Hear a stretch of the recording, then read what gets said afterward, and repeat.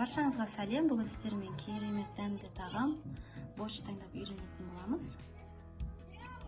Соңырасаңыздар тамаша.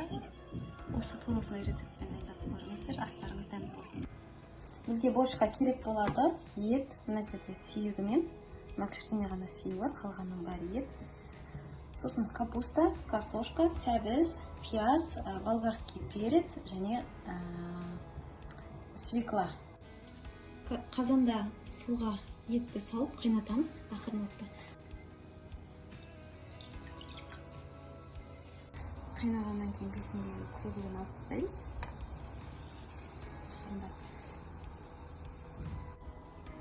Енді көбігін алғаннан кейін тағы 1 сағатқа қайнасын. Ең әуелі капустаны турап аламыз.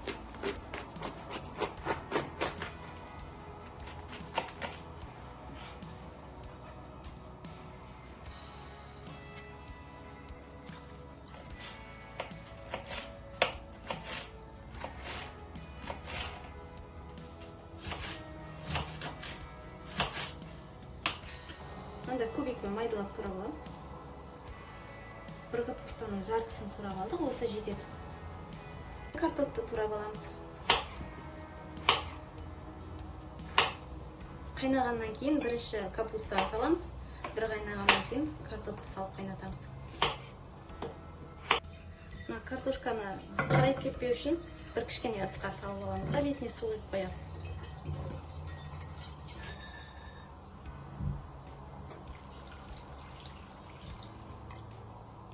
Зажаркаға сәбізді майдалап аламыз, теркадан.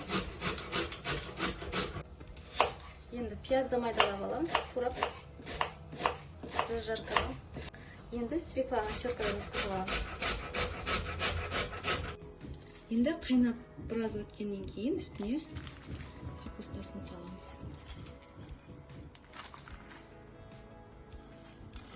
Сүйірмай құйып аламыз зажаркасына.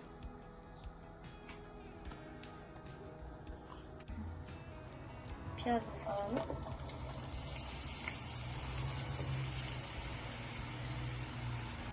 Чеснокты бірден саламыз. Сәбізді, сосын свекланы. Давай.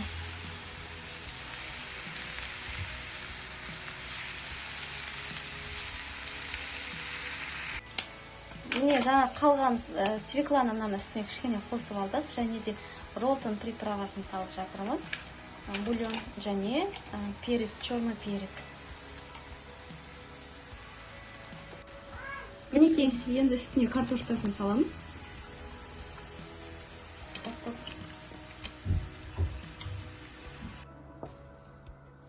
Қайнап тұрған қазан үстіне жаңа зажарканы саламыз. Тағы барлығын бір рет таза қайнатып алып, етін аламыз. Енді ет қайнаған етті бұлай алып тураймыз суығаннан кейін.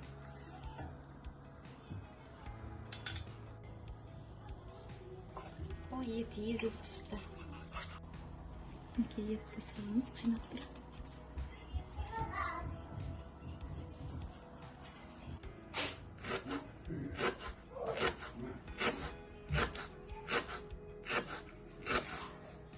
Зелень саламыз еще. Менің каналыма тіркеліп, лайк басуды ұмытпаңыздар. Келесі видеода кездескенше сау болыңыздар.